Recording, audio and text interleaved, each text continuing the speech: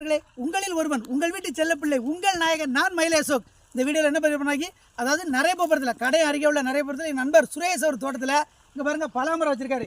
அந்த பலாமரம் எவ்வளோ கொத்து கொத்தாக காய்ச்சி தொகுது பாருங்கள். சின்ன மரம் தான் பாருங்கள், எவ்வளோ கொத்து கொத்தாக வச்சு தாங்க அப்படி கிடக்கு பாருங்கள். உங்கள் வீட்லேயும் அதாவது வேஸ்ட் வாட்டர் போகிற இடத்துல மா பலா வாழை இந்த முக்கனியில் ஏதாவது ஒரு கனியை வச்சு பயன்பெறுங்க. சரியா, நம்ம வீட்டுக்கு பயன்படுற மாதிரி பயன்பெறுங்க. சரியா, இப்போ பார்த்துக்குங்க எவ்வளோ அற்புதமாக இருக்குது பாருங்கள். காய் தொங்குதெல்லாம் பாருங்கள்.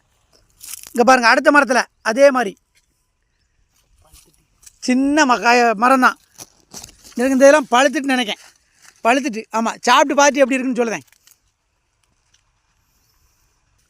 அடுத்த மரத்தையும் பாருங்கள், சின்ன மரம் தான், எப்படி காய்ச்சிருக்கு பாருங்கள். எவ்வளோ கொத்து அந்த பாருங்கள் பலாக்காய் சூப்பராக இருக்கா, பார்க்க அழகாக இருக்கா, சாப்பிட்டா நல்லா டேஸ்ட்டாக இருக்கும். நாங்கள் அடுத்த மரத்தையும் பாருங்கள் எப்படி பலாக்காய் எப்படி கொத்து கொத்தாக காய்ச்சிருப்பாருங்க. அதனால் உங்கள் வீட்லேயும் வேஸ்ட் வாட்டர் போகிற இடத்துல இந்த மாதிரி மா பலா வாழை முக்கனியும் வச்சு பயன்பெறுங்கள். உங்கள் வீட்டில் அதே மாதிரி வச்சுருந்தாலும் வீடியோ பதிவிடுங்க மறக்காமல். சரியா நண்பர்களே, இந்த வீடியோ பிடிச்சிருந்தால் லைக் பண்ணுங்கள், ஷேர் பண்ணுங்கள், கமெண்ட் பண்ணுங்கள். நன்றி, வணக்கம். உங்கள் நாயகன் நான் மயிலே அசோக்.